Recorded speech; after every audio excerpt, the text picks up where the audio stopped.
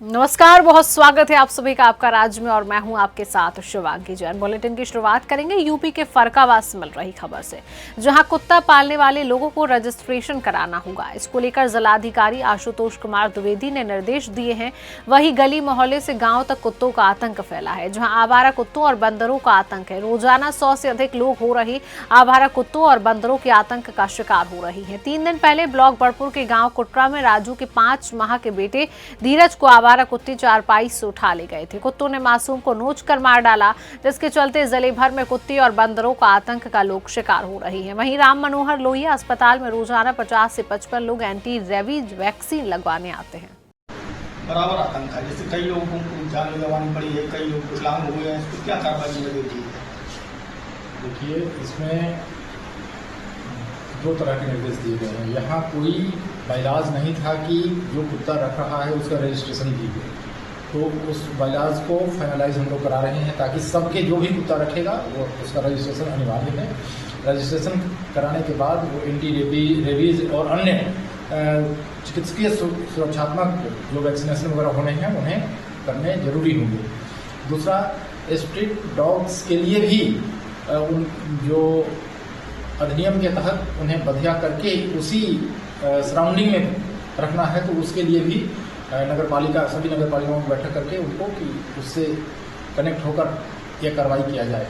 इसी तरह छुट्टा पशु के लिए कैटल कैचर की व्यवस्था है, उसमें जहाँ तहाँ लापरवाही होने के कारण दिक्कतें होती हैं, तो वो लापरवाही ना हो वो सुनिश्चित करने के लिए निर्देश दिया गया है।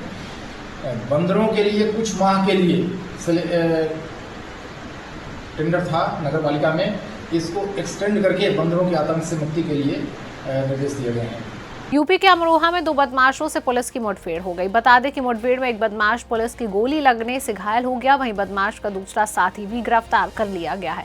मुठभेड़ में एक इंस्पेक्टर हर्षवर्धन घायल हो गए हैं। बता दें कि बदमाश शानू कुरैशी और दूसरा तंजीम कुरैशी गिरफ्तार किए गए। शानू पर 15 मुकदमे दर्ज हैं, वहीं तंजीम कुरैशी पर 5 मुकदमे हैं। संभल जिले के दोनों बदमाश रहने वाले हैं और गौकशी की फिराक में थे। 2 तमंचे, 2 कारतूस, एक बाइक बरामद कर आगे की कार्रवाई जारी है। दिनांक 11/12 अप्रैल की रात्रि को थाना डिडौली पुलिस को सूचना प्राप्त हुई थी कि थाना क्षेत्रांतर्गत 2 संदिग्ध बदमाश घूम रहे हैं जो संभवतः गौकश हो सकते हैं। सूचना पर तत्काल कार्रवाई करते हुए ग्राम हटुआ जाने वाले मार्ग पर चेकिंग लगाई गई। पास के आम के बाग में 2 संदिग्ध व्यक्ति दिखे, जिनकी घेराबंदी की गई। घेराबंदी देख इनके द्वारा पुलिस टीम पर फायर किया गया, जिसमें थानाध्यक्ष भी घायल हुए और साथ ही एक पुलिसकर्मी के बुलेट प्रूफ जैकेट पे बुलेट लगी। आत्मरक्षार्थ फायरिंग पुलिस टीम द्वारा की गई, जिसमें एक बदमाश शानू कुरैशी के पैर में गोली लगी है। साथ ही दूसरा इसका साथी तंजीम को भी गिरफ्तार किया गया है। घायल अभियुक्त को डिस्ट्रिक्ट हॉस्पिटल में इलाज हेतु एडमिट कराया गया है। साथ ही घायल पुलिसकर्मियों का भी इलाज कराया गया है। पूछताछ में बदमाशों द्वारा बताया गया है कि आज ये थाना क्षेत्र में गौकशी करने के उद्देश्य से आए थे। पुलिस टीम को समय रहते सूचना प्राप्त होने पे इनको गिरफ्तार कर लिया गया है। इनके पास से 2 तमंचे, 2 जिंदा कारतूस, 2 खोखा कारतूस बरामद किया गया। साथ ही गौवध करने के उपकरण भी इनके पास से बरामद किया गया है। बिना नंबर प्लेट की एक बाइक इनके पास से बरामद की गई है।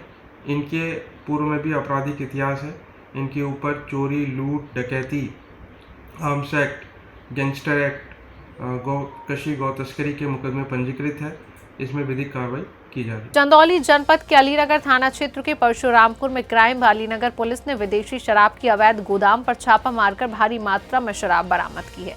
वहीं मौके से आधा दर्जन महिलाओं व 2 नाबालिगों समेत 22 लोगों को हिरासत में ले लिया है। आपको बता दें कि बिहार में शराबबंदी के कारण यूपी के जिलों से लगातार हो रही शराब तस्करी पर रेलवे की सुरक्षा एजेंसियां समेत चंदौली पुलिस पर भी सवाल उठते रहे हैं। हाल ही में बिहार के बक्सर में पकड़ी गई शराब की बड़ी खेप ने एक बार फिर शराब तस्करों द्वारा आरपीएफ कर्मियों की हत्या की घटना को हरा दिया है। इसी कड़ी में जहां एक तरफ जीआरपी ने लगातार छापेमारी कर दर्जन पर तस्करों को जेल भेज दिया, वहीं अलीनगर पुलिस व क्राइम ब्रांच ने शराब की दुकानों से अवैध तरीके से बिहार भेजी जा रही शराब की खेप पर अंकुश लगाने के लिए छापेमारी शुरू कर दी है। चंदौली में श्रीमान पुलिस अधीक्षक महोदय के निर्देशन में अवैध शराब की रोकथाम के विरुद्ध चलाए जा रहे अभियान में कल थाना अलीनगर टीम तथा एसओजी चंदौली टीम द्वारा परशुरामपुर सिकटिया, जो कि थाना अलीनगर अंतर्गत स्थित है, में एक अवैध शराब भंडार गृह से छापा मार करके महिलाओं तथा किशोरों समेत कुल 22 अभियुक्तों को गिरफ्तार किया गया, जिनके पास से अवैध शराब तथा भंडार गृह से अवैध शराब बरामद हुई, जिसको भी कब्जे में लिया गया। प्रारंभिक पूछताछ में अभियुक्तों द्वारा यह जानकारी दी गई कि उनके द्वारा यह शराब ट्रेन के माध्यम से बिहार राज्य में ले जाकर अवैध तरीके से उसको बेचा जाता है। इन सभी अभियुक्तों तथा इनके पास से बरामद अवैध शराब को कब्जे में लेकर विधिक कार्यवाही थाना अलीनगर अंतर्गत प्रचलित है। इसके साथ ही यह भी अवगत कराना है कि इस सप्लाई चेन में आने वाले अन्य संलिप्त व्यक्तियों तथा अनुज्ञापी जिनके पास से इस प्रकार अवैध शराब को सप्लाई किया जा रहा है तथा भंडार गृह या अपना मकान परिसर देने वाले ऐसे व्यक्ति जो इस अवैध शराब के धंधे में संलिप्त हैं, उन पर भी सख्त से सख्त कार्रवाई विवेचनात्मक क्रम में की जाएगी। यूपी के फर्रुखाबाद में प्राइवेट स्कूलों की मनमानी देखने को मिली, जहां फीस वसूली के विरोध में प्रदर्शन किया गया। बता दें कि कांग्रेस के पदाधिकारियों ने कलेक्ट्रेट परिसर पहुंचकर प्रदर्शन करते हुए कार्रवाई की मांग उठाई है और कहा कि प्राइवेट स्कूल अभिभावकों पर किताब मनमानी रुपए वसूल कर दबाव बनाते हैं। प्राइवेट स्कूल मनमानी कर रहे हैं और जब इस संबंध में DIOS नरेंद्र प्रताप से बात की गई तो बोले कि टीम गठित की गई है। इस मामले पर कहा कि शिकायत मिलने पर कार्रवाई की जाएगी। प्राइवेट स्कूलों में पहुंचकर टीम जांच करेगी। देखिए, ऐसा है, हर साल का ये होता है। पिछली बार भी ऐसा हुआ था, तो कई विद्यालयों में हम गए भी थे और इस साल भी हम दुकानों पे 2 बार गए थे।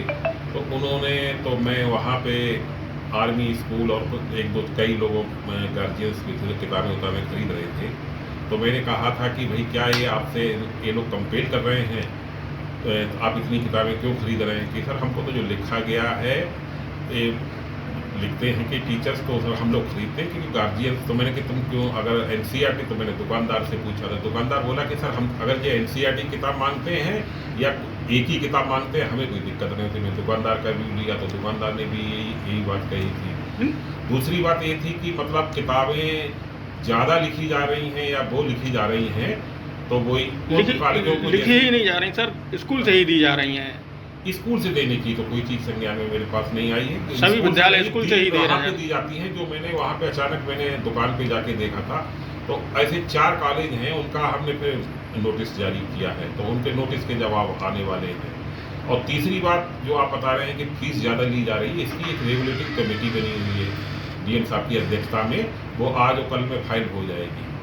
उसमें DM साहब अध्यक्ष हैं, मैं सचिव हूँ, और उसमें एक चार्टर्ड अकाउंटेंट हैं और गार्जियन प्राइवेट हाँ, ये प्राइवेट कॉलेज, प्राइवेट स्कूलों ने जो है दुकानों को अडेप्ट कर रखे हैं। वहाँ स्लिप बना के दे दी जाती है कि अब फलानी दुकान पे ही आपको सारी चीज़ें मिलेंगी। हाँ, तो वहाँ से ली जाती हैं, जिसका ना तो GST बिल मिलता है कुछ और ना किसी प्रकार का जो है वो मिलता है। अच्छा, सरकार की मंशा ये है कि NCERT किताबों को जो है आगे बढ़ाई जाए और ये प्राइवेट बुक्स जो है उसमें इन्वॉल्व कर रहे हैं, उस पर सर क्या कार्रवाई कर रही जा रही है? देखिए, ले तो सिर्फ NCERT की लेना है तो कोई मना नहीं कर सकता, कोई जबरदस्ती नहीं कर सकता। आप कुछ गार्जियन अगर वो ले रहे हैं तो ये उनका विकल्प है। यूपी के रायबरेली में जिलाधिकारी हर्षिता माथुर के निर्देशानुसार नगर मजिस्ट्रेट राम अवतार ने गेहूं की पैदावार की सच्चाई देखने के लिए सदर तहसील क्षेत्र के दैदूर गांव में पहुंची हैं, जहां उनकी देखरेख में क्रॉप कटिंग कर उत्पादकता का आकलन किया गया।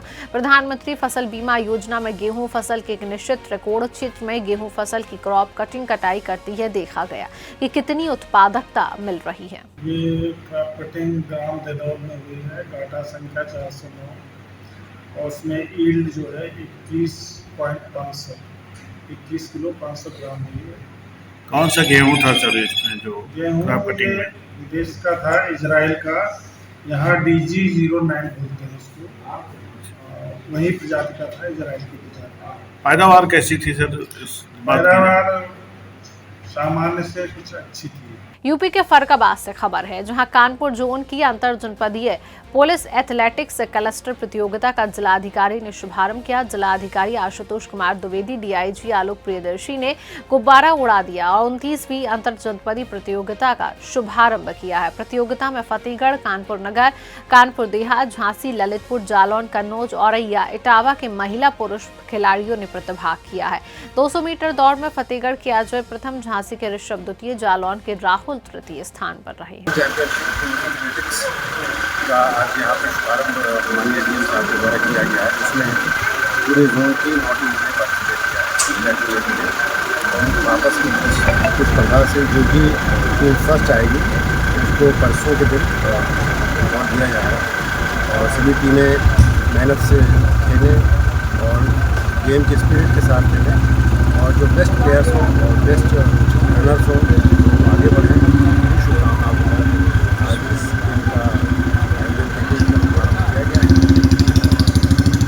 सब जनपद में कितनी टीमें भाग दिया है? 9 टीमें हैं पूरे जोन से, हर जिले से और जोन में जो 9 टीमें हैं उत्तर प्रदेश में सरकार कानून व्यवस्था दुरुस्त करने में लाख कोशिशें करे, लेकिन कुछ नुमाइंदे सरकार की जीरो टॉलरेंस की नीति को धब्बा लगाने में कोई कोर कसर नहीं छोड़ रही हैं।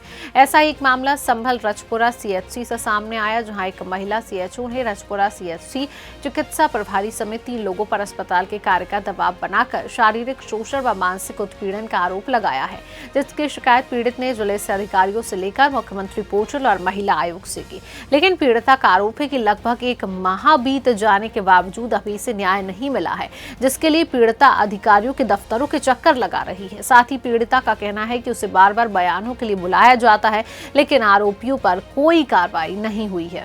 मामला है मेरे साथ में MOIC जो CSC रजपुरा पर पोस्टेड हैं, BAM रोहतास यादव और BPM सौरभ सेंगर, इन सभी ने मुझे शारीरिक संबंध बनाने के लिए मजबूर किया था और मेरे साथ बहुत बदतमीजी की थी। ड्रिंक करके इन्होंने मेरे ऊपर हाथ भी उठाया और बोला अगर तुम हमारे साथ समझौता नहीं करोगे तो तुम्हें नौकरी से हाथ धोना पड़ेगा और नौकरी से अगर तुम मानोगी तो ठीक है, नहीं मानोगी तो नौकरी से जाएगी और फिर हो सकता है इसके बाद तुम अपनी आत्महत्या कर लो।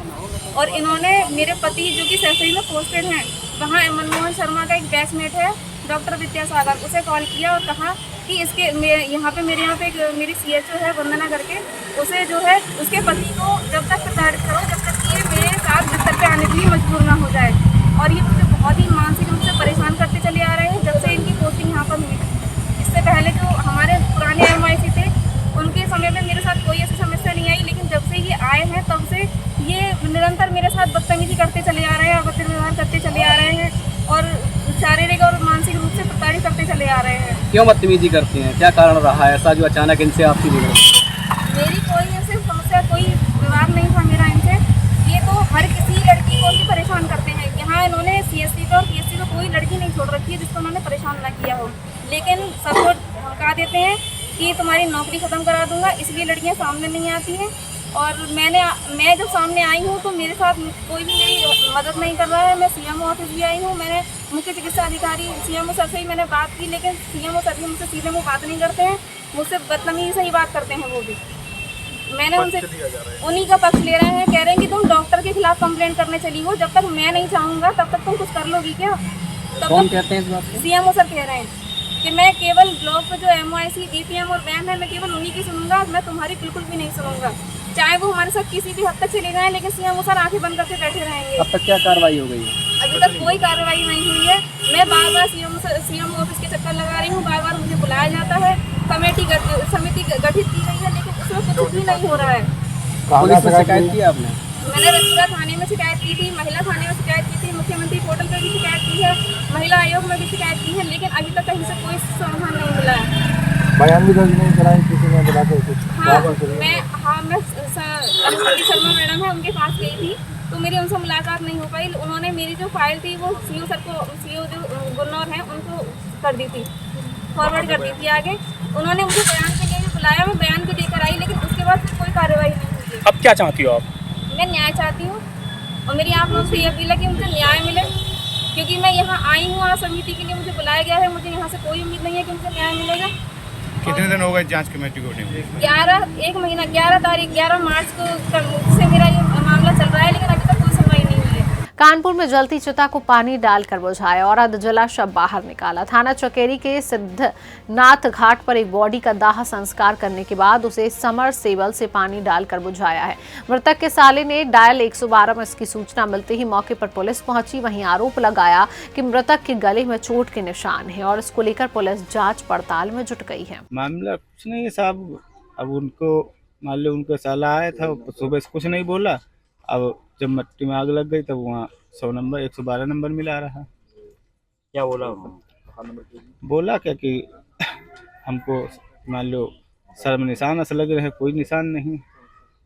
तो पोस्टमार्टम की बाटी जा रही है। क्या नाम है इनका? सोहन। क्या आरोप लगाया सर? कि सर पे चोट थी, हमको शंका है कि मर्डर हुआ है। तो आप लोग जितना सिद्धनाथ घाट आए थे जी, बॉडी को आग लगा दी थी? आग लग चुकी थी उसके सर। बाद क्या हुआ? बुताई गई आगे, कितने बुझाए? पानी देना बुताया गया। सब लोग बुझाया? यहाँ के लोग बुझाए जो यहाँ कार्य करता है। मध्य प्रदेश के इंदौर में प्रवासी भारतीय से ठगी का मामला सामने आया है। बता दें कि यूएस के निवासी एक सॉफ्टवेयर इंजीनियर युवक के साथ मैट्रिमोनियल वेबसाइट के माध्यम से शादी का झांसा देकर 2 करोड़ से अधिक की ठगी किए जाने का मामला सामने आया, जहां पीड़ित ने यूएस से आकर शिकायत दर्ज करवाई, जिसके बाद क्राइम ब्रांच ने मामला दर्ज करते हुए भाई बहन को गिरफ्तार किया। बता दें कि यूएस निवासी प्रवासी भारतीय वेंकटेश आंध्र प्रदेश का निवासी है, जिसने शादी के लिए भारत मैट्रिमोनियल साइट पर इंदौर की युवती की प्रोफाइल देखी है, जहां उसे प्रोफाइल पसंद आई और युवक ने उससे फोन पर बातचीत शुरू की। बातचीत के दौरान महिला ने कभी बीमारी, कभी परिवार की परेशानी के अलावा लोन चुकाने के अलावा युवक से विदेश मिलने जाने के लिए 2 करोड़ 68 लाख रुपए ले लिए। वहीं पूरे मामले में आगे की कार्रवाई जारी है। ये एक घटना हुई थी अप्रैल 2023 से जून 2024 तक, जिसमें कि एक भारत मैट्रिमोनियल.com करके एक वेबसाइट है। इस वेबसाइट में शादी के पर्पज़ से लड़के लड़कियों की फ़ोटो और उनकी पूरी प्रोफाइल रहती है। इसी प्रोफाइल को देख करके एक आवेदक है वेंकट कलरा, जो आंध्र प्रदेश का रहने वाला है और सॉफ्टवेयर इंजीनियर है, और अभी वर्तमान में ये एक नॉर्थ कैरोलिना यूएसए में जॉब कर रहा है, एनआईए के बतौर ये मतलब एनआरआई के बतौर ये वहाँ जॉब कर रहा था। इसने जब ये वेबसाइट में देखा तो इसमें वेबसाइट में एक वर्षा जैसवानी करके एक लड़की का उसको प्रोफाइल मिला। उस पर जो फ़ोटो लगी थी वो फर्जी तरीके से किसी एक मॉडल की फ़ोटो थी, जो संभवतः दिखा देंगे अभी आपको। तो उस मॉडल के फ़ोटो के नाम पर उसको ये लगा कि ये वर्षा जैसवानी की फ़ोटो है, और उससे वो प्रथम दृष्टया उसको पसंद आने पे उससे वो बातचीत करने लगा। बातचीत करते करते धीरे धीरे ये जो आरोपीगण हैं, इन लोगों ने उससे धीरे धीरे पहले तो पीड़िता ने बताया कि वो बीमार पड़ गई है, और फिर बहुत सारे लोन चुकाने के नाम पे और बहुत सारे पर्सनल प्रॉब्लम बताने के नाम पे, और इवन चूँकि वो जहाँ पे रहता था आवेदक, वहाँ पे फरियादिया उससे मिलने जाने के बहाने के नाम पे समय समय पर इन्होंने पैसे ट्रांसफ़र कराए, और इस तरह से आवेदक ने 2 करोड़ 68 लाख 64 हज़ार रुपये के करीब पूरे पैसे समय समय पर डिफरेंट अंतराल में डिफरेंट राशि इनके खातों में अंतरित कर दी। और इसके बाद फिर एक बार जब ये वीडियो कॉल ऑन हुआ आवेदक को, तो दूसरी तरफ से वीडियो कॉल में जब इनको एहसास हुआ कि ये वो लड़की नहीं है जो जिससे ये बात कर रहे हैं, तब इनको शंका हुई। फिर इन्होंने पैसे लौटाने की बात की। जब पैसे लौटाने की बात की तो उसमें वो राशि उनको 4-5 लाख रुपए सिर्फ लौटाए गए, और बाकी कोई भी राशि उनको लौटाई नहीं गई। और बाद में आवेदक को भी ये भी एहसास हो गया कि ये जो है उनके साथ में फ्रॉड हुआ है, और ये गलत तरीके से उसको मैट्रिमोनियल वेबसाइट पर गलत नाम पता, गलत एड्रेस, गलत फ़ोटो दिखा करके उसके साथ में ठगी की गई है। इस बात पर से फिर इसमें 8/4/2025 को इसमें FIR हुई थी, और जब इनमें पीड़ित आरोपी गणों का पता लगाया गया तो आरोपी गण इसमें एक सिमरन जैसवानी है और एक विशाल जैसवानी है। ये दोनों इंदौर के रहने वाले निकले थे, और इनको FIR के तत्काल बाद इनको एक को गुजरात से और एक को इंदौर से लिफ्ट किया गया। ये दोनों आपस में रिश्ते में सगे भाई बहन हैं, जिन लोगों ने ये मैट्रिमोनियल वेबसाइट पर एक फर्जी तरीके से एक मॉडल की फ़ोटो लगा करके खुद को अपना बता करके और उसके साथ में अवैध रूप से भारी धनराशि अपने खातों में अंतरित की। इनसे जब आरोपियों में मुलाकात हुई, आरोपियों से जब पूछताछ की गई कोर्ट से पेश करने के उपरांत, तो इन्होंने ये बताया, उन्होंने कबूल किया कि हाँ हमने इस तरह का हमने इसी तरह की धोखाधड़ी करी है। और ये जो धोखाधड़ी वाले पैसे हैं, इसमें इन्होंने घर का लोन और पुराने कोई गोल्ड लोन थे उसका पैसा चुकाया, और इन्होंने खुद का एक अपना व्यवसाय भी शुरू कर दिया था। अपने कपड़े का एक व्यापारिक प्रतिष्ठान भी इन्होंने खोल के रखा था, और इस ठगी के पैसे से इन लोगों ने कारें भी खरीदी हैं। अब वो समस्त राशि 107 BNSS के तहत हम कार्रवाई करेंगे और उनकी जो प्रॉपर्टी है वो जब्त करने की कार्रवाई करेंगे। कौन सी वेबसाइट है इसके माध्यम से? ये bharatmatrimonial.com एक वेबसाइट है जिसमें लड़के लड़कियों की शादी होती है, और ये उसका वेबसाइट का ये एक प्रिंट आउट निकाल के दिखाया जा रहा है, और उसमें एक प्रारूप है, इसमें एक मॉडल भी है, उसका भी आप देख सकते हैं। वो फोटो है जो इनकी ओरिजिनल आरोपी, जो इसमें जो लड़की बन के बताया जा रहा है, उस लड़की की फोटो ना होकर के ये किसी अन्य मॉडल की एक फोटो है जो दिखाई गई थी, और इस तरीके से ये फ्रॉड किया गया है। मैं इस प्रेस कॉन्फ्रेंस के माध्यम से अपील भी करना चाह रहा हूँ कि इस तरह के कोई भी वेबसाइट हो उसको वेरीफाई जरूर करें, और उसको वेरीफाई करने के उपरांत ही उसमें ट्रस्टेड व्यक्ति के साथ ही बातचीत हो रही है नहीं हो रही है उसको वेरीफाई करें। आप यथासंभव व्हाट्सएप पे बात ना करके वास्तविक टेलीफोन नंबरों पे बात करें। ये जो बातचीत हो रही थी ये लगातार इनके सिर्फ व्हाट्सएप कॉल पे बात हो रही थी, इसलिए पीड़ित ने आरोपी को ठीक तरीके से पहचान नहीं पाए, और उन्हें लगातार ये गलतफहमी रही कि वो वास्तविक व्यक्ति से बात कर रहे हैं, जबकि वास्तविक व्यक्ति से वो बात नहीं कर रहे। तो इस तरह के ध्यान रखने की आवश्यकता है। जो लड़का है इसकी क्या पहले से कुछ बात की है? जो लड़की है इनसे क्या पहले से बात की? नहीं, ये जब ये वेबसाइट इन्होंने देखा, वेबसाइट में इन्होंने बहुत सारे फोटोज देखे, तो कोई एक फोटो इन्होंने पसंद किया, और फोटो के आधार पे फिर वो उसमें दिए गए मोबाइल नंबरों पे इन्होंने बातचीत शुरू करी। इस पूरे प्रक्रिया में काफ़ी तेज़ी से इन्वेस्टिगेशन जो किया है वो हमारे ACP सौम्या अग्रवाल और उनके नेतृत्व की ये जो पूरी टीम है, इन लोगों ने बहुत मेहनत करके आरोपियों को भी बहुत जल्दी पकड़ा। बैंकों से सारी डिटेल भी यथाशीघ्र इन्होंने निकाले। तो इनके द्वारा जो कार्य किया गया है ये प्रशंसनीय। इसमें CP सर के द्वारा इनको इनाम देने के लिए भी मैं रिकमेंड करूं। फिलहाल के लिए इस खास बुलेटिन में इतना ही। देश और दुनिया की तमाम खबरों को जानने के लिए आप देखते रहिए सुदर्शन न्यूज। नमस्कार।